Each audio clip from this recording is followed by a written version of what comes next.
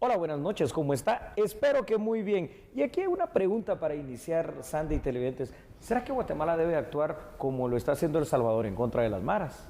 Hay que analizar las circunstancias, el contexto también y ver entonces qué papel debe jugar Guatemala con temas de seguridad. ¿Qué tal? Muy buenas noches. Este es uno de los temas que estaremos abordando, Julio, en el análisis. ¿Cómo estás? Bien, muchas gracias. Un gusto saludarte a ti. Y le dejamos los otros ahí para que esté atento a cuando toque. Mientras tanto, si te parece, pasamos a saludar a nuestro compañero Andrés Estrada. Hola, Andrés. Hola, Andrés. Buenas noches. ¿Cómo estás? ¿Qué tal? Feliz noche, Sandy y Julio. Vamos a hablar sobre la situación en Ucrania. La retirada de las tropas rusas de Kiev, de la capital, está completa, pero ¿qué va a pasar entonces? Lo vamos a analizar, además de las protestas en Perú que siguen y esta vez con fallecidos. Y también hay declaraciones importantes del gobernador de Texas que dio una idea bastante sorprendente: llevar a los migrantes de la frontera hasta Washington para dejárselos a Biden. Pero hay más allá de la historia y lo vamos a hablar en unos minutos. Lo nacional e internacional está muy interesante, así que usted no se lo puede perder. ¿Qué le parece si nos acompaña en esta hora informativa? ¿Comenzamos? Así es. Vamos.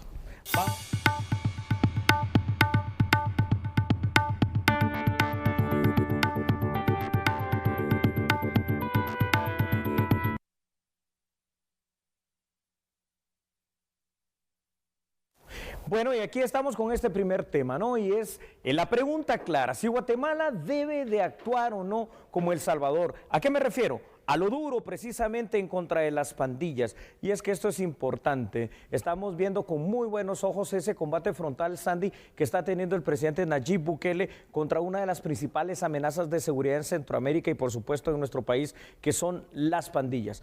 Aquí la cuestión es, ¿Guatemala ya lo tiene que hacer de forma igual?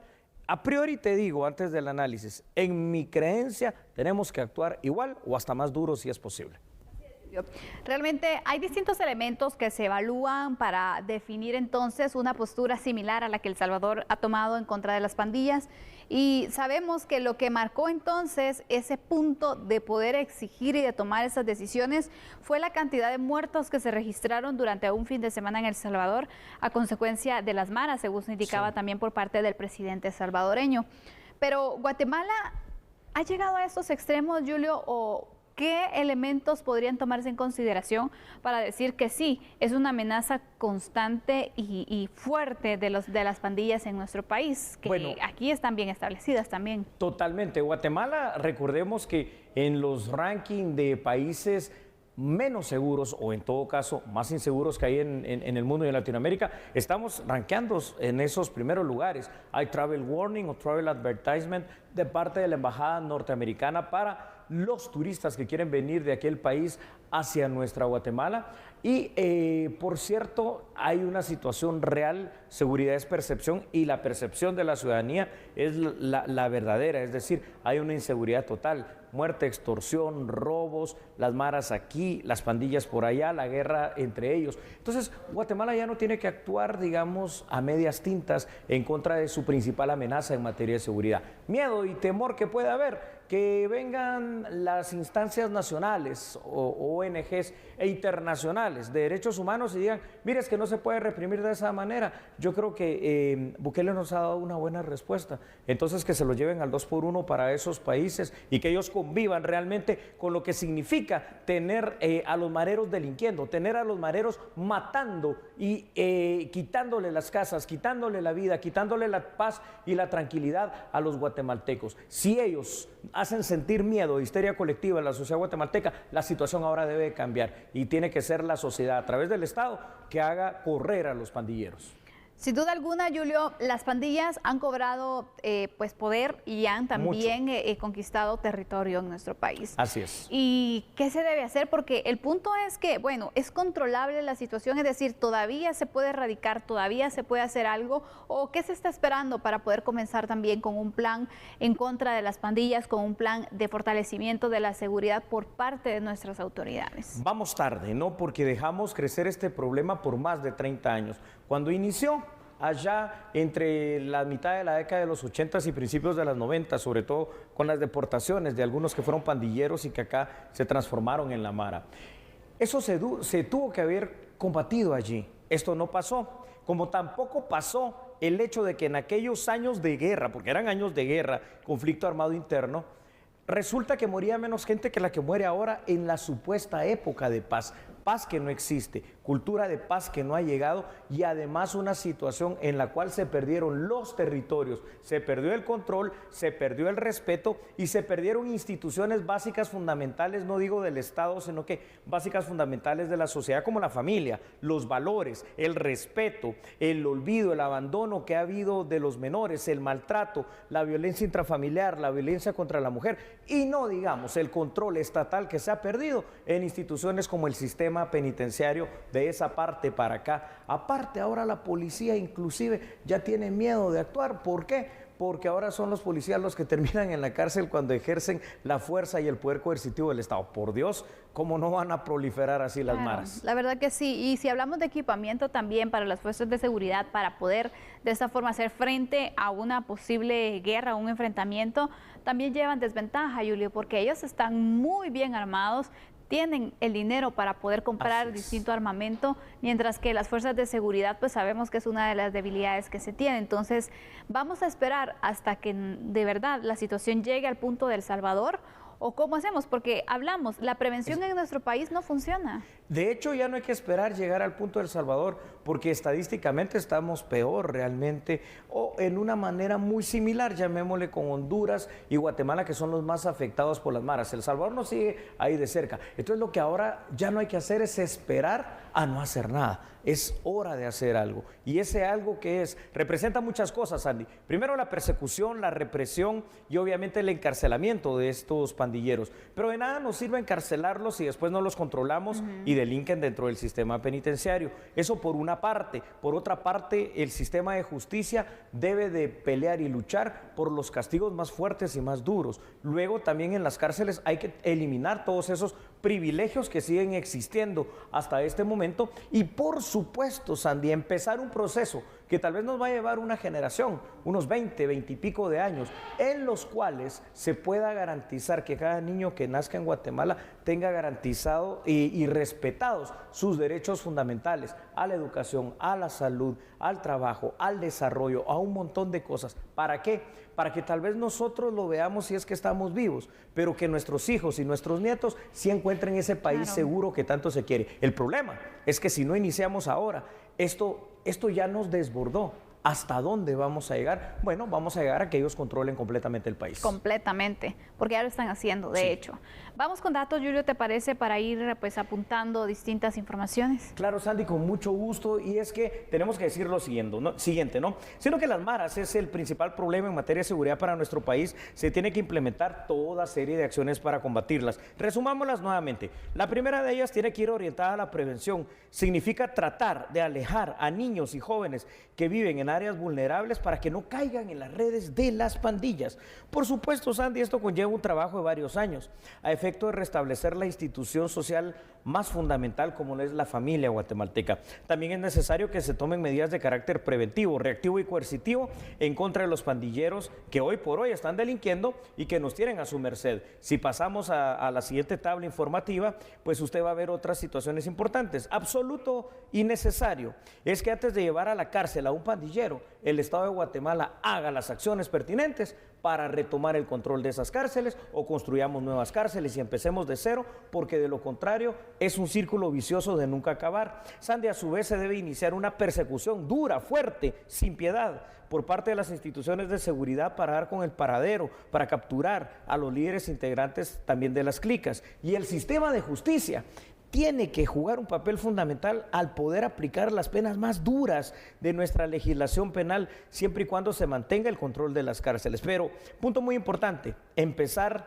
a retomar el control de colonias y zonas que hoy por hoy se encuentran a merced de los pandilleros, municipios que de manera entera, hoy por hoy, mira, cualquier ciudadano de bien le da miedo a pesar de que pueda vivir en esos municipios, simple y sencillamente porque las maras operan. Me refiero, por ejemplo, a municipios como Escuintla, como Chimaltenango, como Misco, como Villanueva. Ya no puede pasar eso. Y ni qué hablar en la ciudad capital y sus distintas zonas. Hemos visto que El Salvador ha tenido resultados con este régimen de excepción que ha establecido. De hecho, se han cumplido 10 días desde que se estableció, Julio, y más de 6,000 mareros han sido detenidos.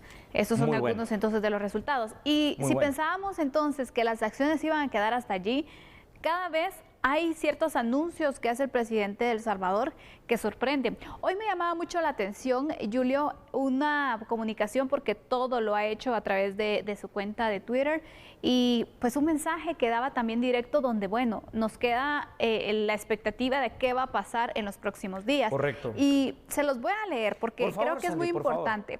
Y él hacía la comparativa con la situación de los nazis, imagínate. Dice, cuando los alemanes querían erradicar el nazismo, prohibieron por ley toda la simbología nazi, así como los mensajes, apologías y todo lo que fuera dirigido a promocionar el nazismo. Nadie dijo nada, era entendible que fuera así. Ahora nosotros haremos eso con las pandillas. Extraordinario. Voluntad política y pantalones, por decirlo de una manera, es también parte de lo que se requiere para esta toma de decisiones. Si te das cuenta, eso lo que nos está diciendo es que no hagamos apología del delito. Y a los medios de comunicación en El Salvador se les ha prohibido el poder transmitir ya algunas, bueno, casi toda la serie de imágenes que tengan que ver con el pandillero, ¿no? Porque aunque parezca raro y aunque parezca increíble, es aspiracional también para muchos niños y jóvenes ser igual al líder de la clica, ser igual al pandillero. Confundes a un niño en adolescente. Confundes a un niño como que esto fuera bueno. Y otra de las cuestiones esenciales, Andy, importantes aquí en este tema, es el hecho de que han habido muchas, pero muchas amenazas que se han quedado en eso, en pura palabrería, de parte de organizaciones internacionales en materia de derechos humanos. Pero nadie ha hecho nada por una situación. Bukele está demostrando que está actuando de manera correcta, con valor y con decisión para proteger la vida del salvadoreño. Y es que así debe ser al final, Julio. Los resultados son los que van a hablar sobre las acciones que se tomen. Aquí vemos entonces estas capturas, más de 6,000 pandilleros que han sido detenidos. Se ordena la construcción de una cárcel de máxima seguridad. Es decir, como que el tema de seguridad ahora en El Salvador es una de sus prioridades. Y creo que al final se comprende entonces que se tiene que hacer. Es que aquí volvemos a una cantaleta que, si tú quieres, vamos a cumplir ¿cuánto? 4 años, ¿no? Vamos a cumplir ya. En mayo. Wow, en mayo. O sea, el próximo mes cumplimos el 7 de mayo 4 años. Así es. Y durante los 4 años y los otros 2 que tengo de estar aquí en Albavisión, hemos dicho, tú y yo lo hemos analizado, la prioridad número 1 de todas las que pueden haber en Guatemala es una, y se llama seguridad. Así que si Guatemala tiene que hacer lo mismo que está haciendo El Salvador, que lo haga de manera igual, de manera más fuerte, de manera más dura, porque Sandy lo dijo de buena forma, esto es una guerra, y en una guerra, aquí realmente las bajas hoy por hoy las está poniendo el guatemalteco honrado, justo y trabajador. Esto debe de cambiar, y deben de estar tras las rejas, controlados, 23 horas de sombra, por una de sol, por humanidad, y si no, pues habrá que ver los pandilleros que ya no pueden seguir vistiendo de luto a las familias guatemaltecas. Sandy, ¿te parece si dejamos ahí las conclusiones y vamos con más información contigo? Por supuesto, Julio, porque bueno, el tema de seguridad ya lo hemos abordado, esta situación con las pandillas, pero también vamos a hablar de otros temas que también son relevantes, la salud, por ejemplo. Y es que ante la cuenta regresiva que ya tenemos por el descanso de la Semana Santa, la Organización Panamericana de la Salud da a conocer algunas recomendaciones para que usted las tome en cuenta y que de esa manera se pueda evitar el repunte de casos de COVID-19. Como sabes, los casos de COVID-19 en general están a la baja, pero todavía tenemos más de 620,000 casos nuevos por semana en nuestra región. Y cada una de estas infecciones tiene el potencial de ocasionar la muerte o enfermedad grave, en especial entre aquellos que no han sido vacunados totalmente. Entonces, permítanme decirles que la pandemia no ha llegado a su fin, con lo cual instamos a las personas a que sigan actuando con cautela, ya sea si están viajando, si se quedan en el hogar. El mismo consejo se aplica. Lo que es más importante, vacúnense y siempre usen una mascarilla de buen calce cuando se encuentren entre otras personas. Mantengan una distancia mínima de 1 metro en relación con otras personas e incluso cuando se flexibilicen las restricciones, por favor, actúen con cautela y eviten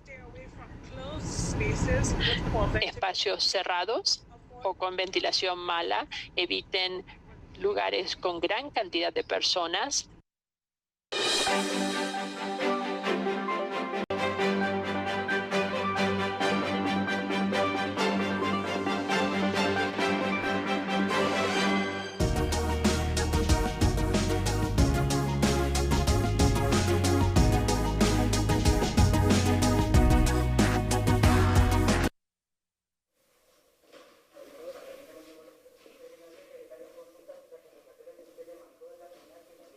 Espérame.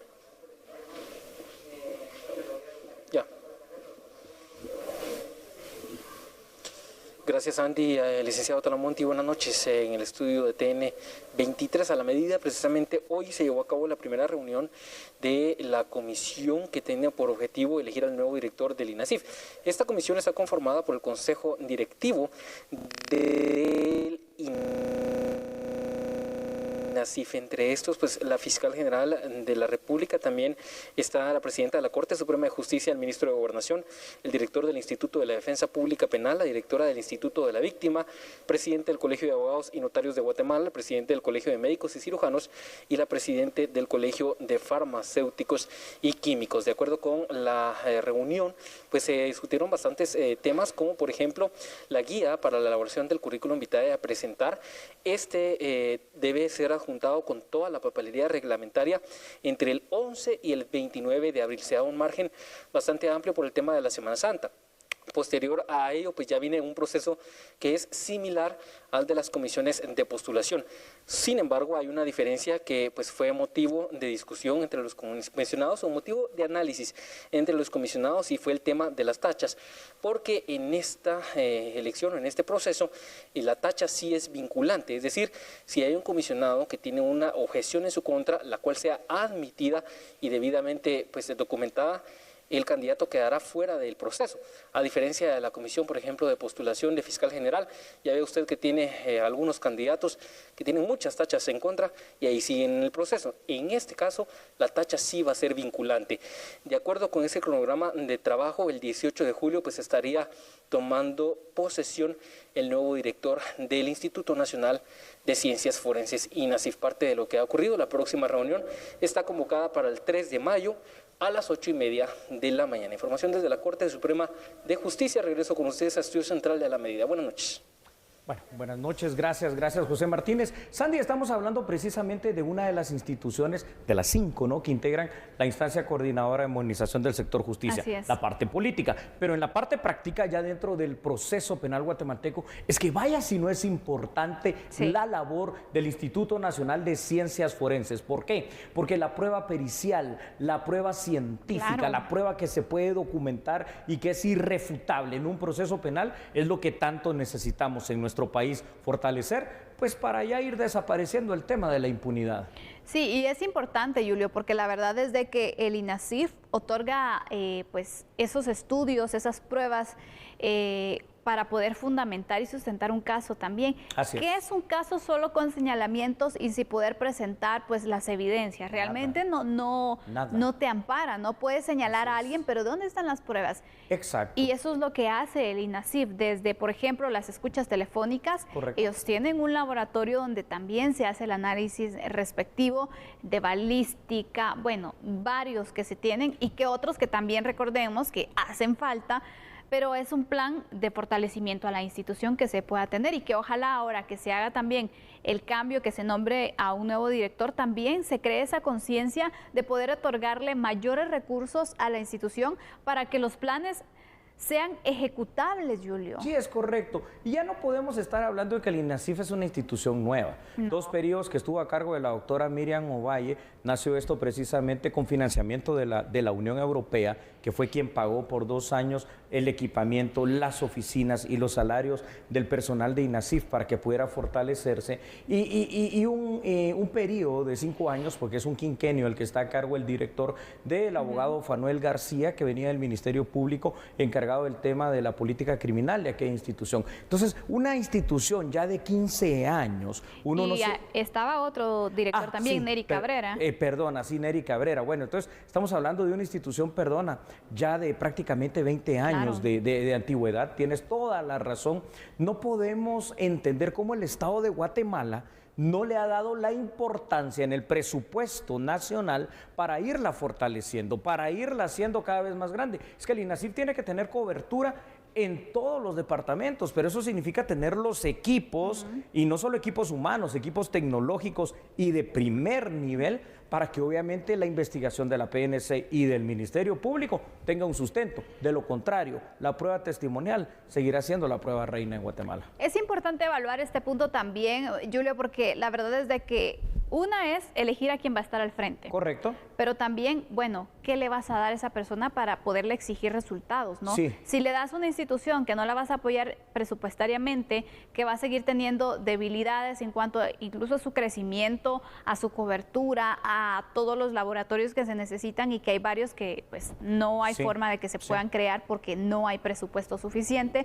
Entonces, ¿cómo le vas a exigir también? No puedes estar ahí la mejor persona del mundo, el mejor estudioso, el mejor profesional, pero si no tienes estos elementos, al final ejercer la gestión va a ser complicado. Es casi imposible. Fíjate tú, Sandy, cómo es esto, ¿no?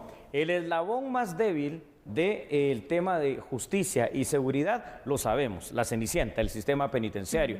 Pero hoy por hoy, bueno, anteriormente, antes del INASIF, el eslabón más débil de la cadena de justicia era la defensa pública penal. Ahora, la defensa pública penal ha ido creciendo, ha ido mejorando, ha ido ampliando su servicio. Por supuesto que no llega a tener y a manejar esos presupuestos que tiene el organismo judicial, el MP, que también recibe mucha ayuda y mucho aporte de parte de instituciones extranjeras. Pero el INASIF es más débil todavía. El INASIF es más pequeño. Entonces, yo creo que no.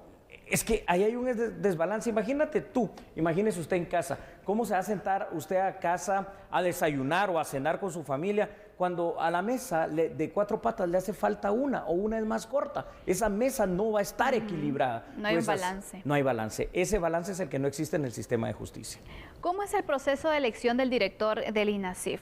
Es importante también que la gente comprenda, porque en este momento en el que está el proceso de fiscal general, que hay una comisión de postulación, hay cosas que cambian en este proceso, y si bien no se instala una comisión de postulación como tal, es el Consejo Directivo del INASIF, que está conformado por varios representantes. Hablamos del Ministerio Público, Fiscal General, presidente del organismo judicial, Colegio de Médicos. Exacto, también el Colegio de Abogados y Notarios, Colegio de farmacéuticas también, Colegio de Farmacéuticas. Ellos integran ese consejo directivo. El Instituto de la Víctima está, el Instituto de la Defensa Pública Penal y el Ministerio de Gobernación. Son los que integran entonces el consejo directivo. Y ahí se da esa selección. ¿Cuál si fuere una pequeña comisión de postulación? El Ministerio Público está también dentro de ellos, ¿verdad? Que creo que lo habíamos dicho. Sí. Entonces, por favor, ahora vamos a ver datos, porque vamos a darle sustento legal precisamente a lo que estamos hablando. Sépalo usted allá en casa. El Instituto Nacional de Ciencias Forenses es una institución auxiliar de la Administración de Justicia. La finalidad del INASIF es prestar el servicio de investigación científica, emitir dictámenes técnicos y dictámenes científicos independientes.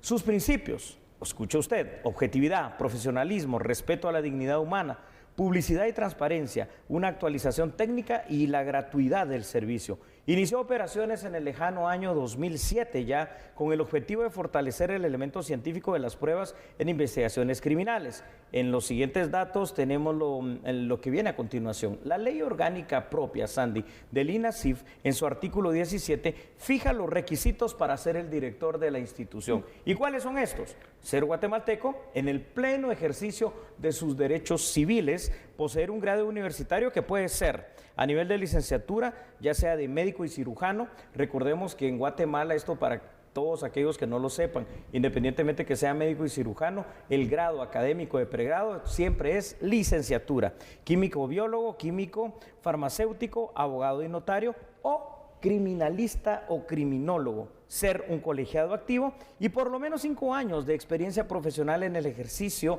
de esta carrera, ¿no? Y de la administración en temas similares que pueden estar vinculados al sistema de justicia. Creo que los directores, al final de cuentas, que ha tenido el INASIF, han tenido voluntad política muy buena, pero si no tienen el dinero que les dé el Estado, poco es lo que pueden lograr. Hay que ir mencionando, ya se daban los requisitos, Julio, que obviamente tienen que ir cumpliendo con ellos también como parte de la evaluación que se va a hacer, se va a verificar esto, si no, pues van a quedar excluidos. También hay prohibiciones, por ejemplo, familiares del director, de alguno de los directivos, de alguno del consejo directivo, incluso no pueden participar para poder garantizar también pues esas independencias y la transparencia que se pueda tener en cuanto a la elección, y creo que pues al final es oportuno también tratar este punto. Sí, porque si no sería un tráfico de influencias. Claro. Y una cosa que es permitida, aunque no necesariamente se tiene que dar, al igual que en el proceso de nombramiento de fiscal general, quien ejerce el cargo de fiscal general puede optar a la reelección, como los magistrados también de corte, de sala y de corte de constitucionalidad. Él, en este caso el director Fanuel García, puede optar nuevamente a la reelección si es que el consejo directivo así lo denota. Ojo, que aquí es donde veo yo la debilidad en este sentido, porque el consejo directivo al final de cuentas va a terminar siendo eventualmente afín también al director del INASIF. Esto puede ser malo, ¿no? Porque puede darse esa situación de que, bueno, ya demos por descontado quién va a ser el director, pero a la vez puede ser bueno, porque puede significar el trabajo coordinado en instancias como la que mencionamos, la instancia coordinadora de inmunización del sector justicia, porque la continuidad de las políticas institucionales siempre es buena. Mira, Julio, la verdad es de que sí, ha tenido esto también en otras ocasiones desventaja. Sí. Recordemos que en esta elección solo por una vez se puede reelegir el director, pero aparte de ello, con el director anterior, que también él participó para una reelección. Y no fue reelecto. No fue reelecto. Incluso pues aquí lo que pesa mucho son el tema de las tachas, porque no es lo mismo con un proceso donde hay una comisión de postulación, ya José Martínez también nos explicaba, donde las tachas se reciben, se dan las pruebas de descargo, se hace un procedimiento. Y no pasó nada. Pero no pasa nada, es decir, van descontando tal vez puntos y van sumando al final. Pero aquí, si hay tachas, automáticamente se descalifica a la persona. Y al final esto fue lo que afectó también en la elección pasada. Entonces, creo que no es tan favorable en ocasiones. Puede haber un balance ahí, ¿verdad? Como sea, entonces, Sandy y televidentes, aquí tenemos, dentro de poco, aunque no se le hace tanta bulla, la elección realmente de un funcionario importante.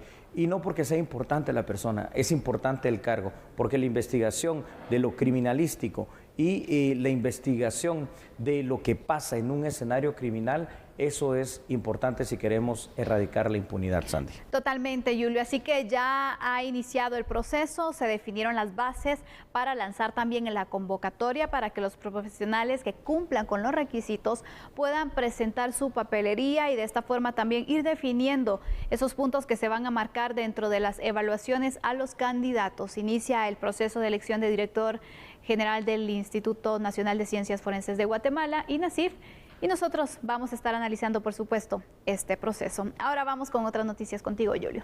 Claro que sí.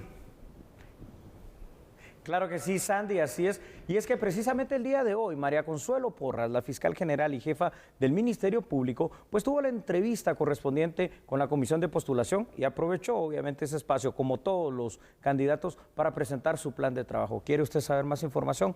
Aquí lo tiene. Este 6 de abril, los integrantes de la Comisión Postuladora para Fiscal General y Jefe del Ministerio Público, periodo 2022-2026, finalizaron de escuchar el plan de trabajo de los 15 aspirantes.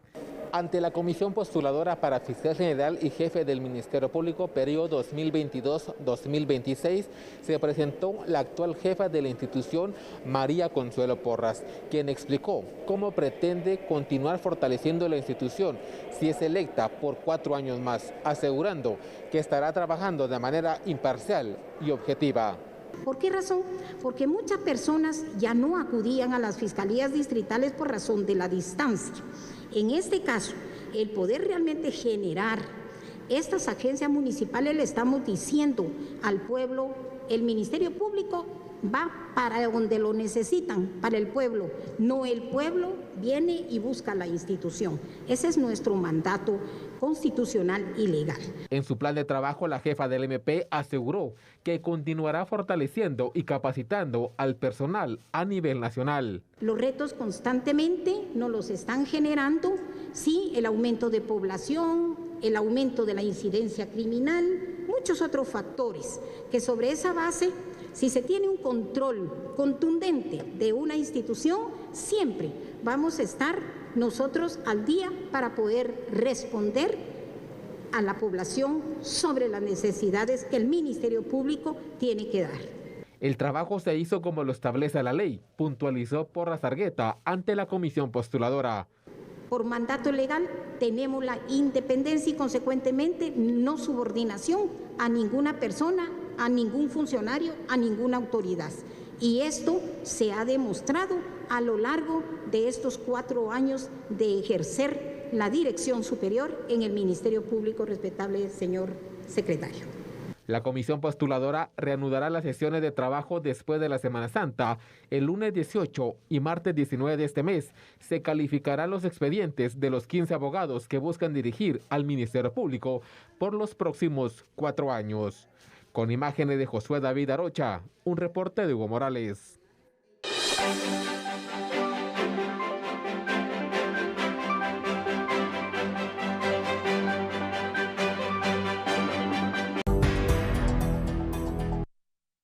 El cese del título 42 en Estados Unidos ha motivado a un alza en los flujos migratorios. De acuerdo a organizaciones en Honduras, la caravana prevé salir el próximo 15 de abril y estaría conformada hasta por 10,000 migrantes de Colombia, Honduras, Haití, Venezuela y países árabes, entre otros. Por supuesto, nos preocupa porque lo que más le preocupa a nosotros y a todo el mundo es la desinformación. Hay mucha desinformación que qué es lo que va a pasar con el título 42 y el título 42 deja de cobrar vigencia el 23 de mayo. El secretario Alejandro Mayorkas lo anunció y ya estamos también listos para saber qué es lo que va a pasar. Lo que sucede es que el título 42 era un título que estaba para prevenir el tema del coronavirus, las personas que entraban ilegalmente a los Estados Unidos inmediatamente las deportaban. Ahora va a seguir exactamente sobre las mismas situaciones, solo que queremos mandar esa información, que no es que se esté abriendo ninguna frontera ni que el título 42 se quite, simplemente es por sistemas del COVID que lo habían puesto y ahora lo van a quitar. Va a seguir totalmente trabajando Guatemala con Estados Unidos, con el gobierno de México, con Honduras, viendo esos pases que son irregulares, no van a pasar, y nosotros mandarle ese mensaje a las caravanas, a las personas que creen que van a tener una frontera abierta. Desde acá se les dice que no es de esa manera. El título 42 es totalmente diferente a lo que les pueden decir. Bueno, pues ya lo tiene usted, Sandy televidentes, la mega caravana que en 9 días, exactamente después de pasada la Semana Santa, piensa salir de Honduras con aproximadamente, es lo que se estima, 10,000 personas de distintas nacionalidades. Bueno, pasará por Guatemala. Esa es una situación imposible, obviamente, de evitar. Somos el paso obligado de la caravana. Exactamente, y que también no se descarta que en el paso guatemaltecos se puedan unir también, Por Julio, supuesto. pensando entonces que de esta manera van a poder llegar a territorio norteamericano. Así es, Andy. Y realmente no. Es lamentable, Julio, que las estructuras de trata de personas, quienes pues organizan movimientos como estos también, pues estén malinformando a la población, que la desinformen en cuanto al título 42. Hay ya, y se ha escuchado de verdad, el tema de que pues están las promociones, están entonces las motivaciones para los viajes, esperando que se elimine este título 42 por la facilidad que puedan tener de ingresar, porque ya no va a ser una deportación express la que se realicen. Eso no es cierto. Antes de ver los datos, si ya es difícil pasar en lo individual, es prácticamente imposible pasar en ese megagrupo conocido como caravana. Y todos los riesgos que representa, Julio, no solo en seguridad, sino también en salud. Totalmente, Sandy, es una de riesgos impresionante, todo tipo de personas, tercera edad incluida, y niños y adolescentes. Vamos con los datos, por favor, para que usted pueda tener todavía más y mejor información de la megacaravana. La constante ola migratoria de ciudadanos de Centroamérica, sumados a migrantes sudamericanos y haitianos y hasta árabes, ha creado una verdadera crisis humanitaria en países como México y Guatemala. A partir de finales del año 2018, Sandy, las caravanas cada vez más se han convertido en un fenómeno migratorio, entre comillas, normal en Centroamérica. Pero, si bien es cierto, durante el año 2020, por la pandemia del COVID-19, las logró frenar en gran medida, las mismas se han reactivado y ahora con mayor intensidad, ya no son caravanas, son mega caravanas. Siguiendo en este orden de ideas con los datos, gracias a nuestra producción, habrá que preguntarse cuál será la posible reacción. Primero a las autoridades en materia de seguridad, hablando ya de nuestro país, Sandy. Si dejarán seguir la caravana, es evidente por las declaraciones que acabamos de escuchar que no, o si la van a detener. Y para detenerla, ¿cuál va a ser la forma en cuanto a estrategia u uso de la fuerza? De cualquier manera, las fuerzas de seguridad de los países involucrados en el paso de la caravana deben de velar por el orden y control de posibles ilícitos en las mismas. Además, las autoridades migratorias de cada país tienen un papel fundamental, en teoría, para evitar que las caravanas se aprovechen también de ser parte de las mismas posibles delincuentes, más ahora con la amenaza de los pandilleros salvadoreños de venir a Guatemala. Es que en ese contexto también, Julio, lo analizábamos, ¿no? Se aprovecha todo, ¿no? La Semana Santa puede ser uno de los motivos que al final puedan realizar las infiltraciones, ¿no? Sí, así de los es. pandilleros del Salvador hacia nuestro país. La caravana también, sí, porque entonces en la cantidad de personas que participan va a ser muy complicado poder controlar para las autoridades también quiénes son pandilleros y quiénes no. ¿Cómo, verdad? Y aparte recordemos que ya tú lo has mencionado en varias ocasiones, que el pandillero ya no es solo, ay, es que tiene un tatuaje en la cara, tiene un tatuaje por acá, y realmente no va relacionado con los tatuajes. No, ya no. No va así. Ya hay pandilleros que ni siquiera tienen tatuajes visibles, que les represente también, porque también hablemos diferencias de tatuajes, sí, ¿no? Claro. Y que lo puedes ver por allí, incluso se han dado detenciones de mareros en los que son licenciados, tienen estudios, los he visto han estado de saco infiltrados. y corbata. Exactamente. Infiltrados. Entonces, en todas partes. difícil de poder identificar, Julio. Realmente es un tema de seguridad que va a marcar una problemática y que también nuestras autoridades deberán ejercer ya y buscar un plan para evitar que se puedan infiltrar, que puedan llegar a nuestro territorio, se puedan establecer y fortalecerse también. El Instituto Guatemalteco de Migración indicaba que están en alerta, pero es necesario que se puedan coordinar a nivel interinstitucional todas las entidades que tienen relación con el tema seguridad, el tema de migración, el tema de salud también. Así es. Definitivamente aquí va a haber un papel muy importante interinstitucional, no solo de las instituciones guatemaltecas, Ejército, PNC, Migración particularmente, sino que hay que coordinar también con las autoridades de Honduras, de El Salvador y por supuesto de México, porque que la megacaravana viene a antes o después y será más pronto, realmente esa es una realidad. Y lo malo de eso es que no es la única que va a existir, porque en toda Latinoamérica y en otras partes del mundo los problemas sociales, la falta de oportunidad y realmente esa desesperanza está y sigue allí. Combatir la caravana sí es cuestión de frenarla, pero combatir la caravana es trabajar en los países para que haya un desarrollo. Vamos a continuar con la información acá a través de Sandy Monroy. Así es, Julio, porque hablaremos ahora de temas judiciales y es que hasta el 20 de abril es que el Tribunal B de Mayor Riesgo continuará con el juicio por defraudación tributaria y aduanera denominado La Línea. En la megasala de audiencias para casos de mayor riesgo se continúa discutiendo la situación legal del exbinomio presidencial Otto Pérez Molina, Roxana Valdetti, los ex jefes de la Superintendencia de Administración Tributaria SAT, Omar Franco, Carlos Muñoz y otros acusados en el juicio del caso La Línea. La semana pasada se finalizó de escuchar la presentación del informe de llamadas telefónicas, con el cual la Fiscalía considera que puede demostrar que la organización criminal mantuvo por varios meses constantes comunicaciones para acordar los cobros ilegales en 3 aduanas del país que llamaron La Cola, La Línea o La Colocha. El 17 de abril se cumplirán 3 meses que las juezas del Tribunal B de Mayor Riesgo aperturaron el debate oral y público en contra de más de 30 procesados. Por el descanso de la Semana Santa, las juzgadoras informaron que el tribunal no celebrará alguna audiencia el lunes o martes santo.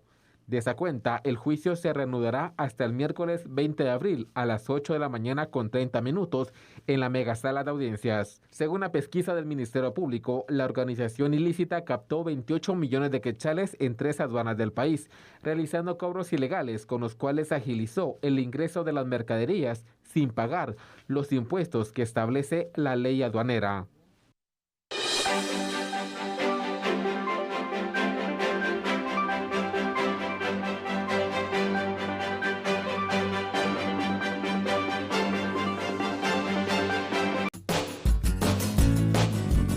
fecha de hoy, 6 de abril de 2022, este es el tipo de cambio del dólar estadounidense según el sitio Infodólar y el Vanguard.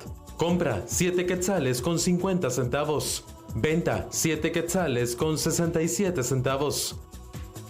Revisamos ahora el tipo de cambio del euro, la moneda vigente en Europa. Para este 6 de abril, según el sitio Infodólar, compra 7 quetzales con 88 centavos. Venta 9 quetzales con 55 centavos.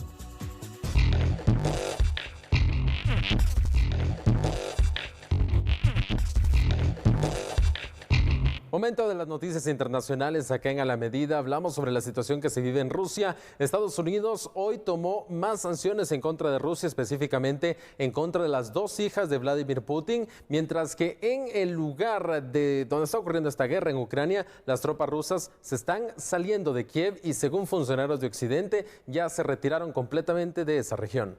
Estados Unidos anunció el miércoles sanciones contra las 2 hijas adultas del presidente ruso Vladimir Putin. Las sanciones expulsan a todos los familiares cercanos de Putin del sistema financiero estadounidense y congelan cualquier activo que tengan en Estados Unidos. La Casa Blanca también tomó medidas contra 2 de los bancos más grandes de Rusia. El Reino Unido congeló los activos de los 2 bancos, prohibió las inversiones británicas en Rusia y se comprometió a dejar de depender del carbón y el petróleo ruso para fin de año. Los estadounidenses también tienen prohibido hacer nuevas inversiones en Rusia, sin importar dónde vivan. Según la Casa Blanca, el Departamento del Tesoro de Estados Unidos está preparando más sanciones contra las principales empresas estatales rusas. Mientras tanto, en Ucrania, el alcalde de la ciudad portuaria de Mariupol calculó que 5.000 civiles han perdido la vida en la localidad. Fuerzas ucranianas siguen recolectando evidencia de atrocidades rusas a las afueras de Kiev. Además, se preparan para lo que podría convertirse en una batalla crucial por el control del este de Ucrania.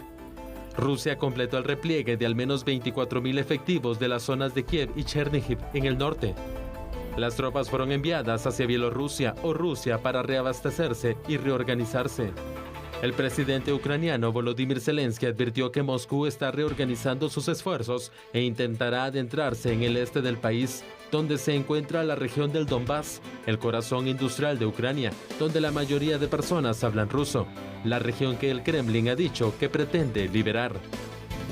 Mañana viernes, en tan solo unas horas, va a existir una votación en el Consejo de Derechos Humanos de las Naciones Unidas. ¿En qué consiste la votación? Bueno, los países van a votar para ver si sacan a Rusia del Consejo de Derechos Humanos a luz de las últimas imágenes que han salido específicamente de Bucha sobre estos civiles que han sido asesinados. Hablemos un poco sobre lo que está pasando acá en Latinoamérica, específicamente en Perú, porque las protestas continúan. Una nueva protesta se registró el miércoles en una región al sur de Lima, la capital, esta vez pidiendo el cierre del Congreso. Se produjeron enfrentamientos entre manifestantes y la policía. Durante la jornada se registró la muerte de una persona, además de 12 policías heridos. El enfrentamiento se produjo en una vía de la región Ica, al sur de Lima.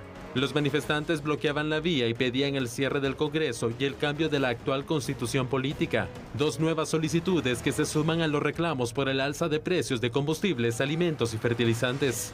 En Ica la protesta empezó el lunes y existen varios puntos bloqueados de la carretera que conecta con Lima. Tras 8 meses del inicio de sus funciones, tanto el Congreso como el presidente Pedro Castillo tienen elevados índices de impopularidad entre los peruanos. El mandatario ha modificado 4 veces su gabinete de gobierno. Es criticado por su descuido en designar funcionarios y tiene 3 investigaciones por presunta corrupción. El Congreso es criticado por apoyar leyes que debilitan la lucha contra la corrupción, que obstruyen la mejora de la calidad educativa y por promover intereses empresariales. Mientras que desde la frontera, el gobernador de Texas anunció su plan para combatir la migración que espera aumente en las próximas semanas después de que la Casa Blanca eliminara el título 42. En respuesta al anuncio del gobierno de Joe Biden sobre el retiro del título 42, el gobernador de Texas prometió acciones drásticas y sin precedentes. Greg Abbott, el funcionario republicano de Texas, dio una conferencia de prensa en la que presentó un plan que sorprendió a muchos. Afirmó que Texas colocaría a policías con equipo antimotines para recibir a los migrantes en la policía y llevarlos en autobús directamente a las escaleras del Capitolio de Estados Unidos, en Washington. Sin embargo, después de la conferencia, la oficina del gobernador de Texas presentó un comunicado de prensa que reveló más detalles del plan, que muestran un tono más suave. Se aclaró que el programa será completamente voluntario para los migrantes y se llevará a cabo después de que fueran procesados y liberados por el Departamento de Seguridad Nacional. Sin embargo, poco después de la conferencia de prensa, el anuncio provocó críticas desde todas las posturas ideológicas. Grupos defensores de los migrantes dijeron que la retórica del gobernador era peligrosa y algunos conservadores lo criticaron calificando sus palabras como una postura vacía. El funcionario dijo que reforzará las inspecciones de vehículos comerciales que llegan a Texas, aceptando que causará lentitud en la frontera. El gobernador también dijo que creará bloqueos con barcos en el Río Grande y colocará alambre de púas en los cruces bajos del río. La seguridad en la frontera es del gobierno federal. Sandy Julio, algo interesante surge porque han pedido al gobernador de Texas que él declare invasión para que pueda sacar a la policía a combatir y al ejército incluso a combatir a los migrantes, pero hasta el momento el gobernador de Texas no ha querido. La propuesta real del gobernador de Texas fue buena, creo yo. Bueno, entonces mandémoslos entonces a Washington a ver qué hace Biden con tanto migrante, a ver qué pasa. Y se ha indicado entonces que también se podrían reforzar las fronteras y también algunas medidas que se tomarían en los cruces con ríos para poder evitar así las migraciones. Vamos a darle seguimiento también a lo que pasa en el mundo y por supuesto los temas que marcan nuestra agenda nacional. De esta manera nosotros nos despedimos. Feliz noche. Chao.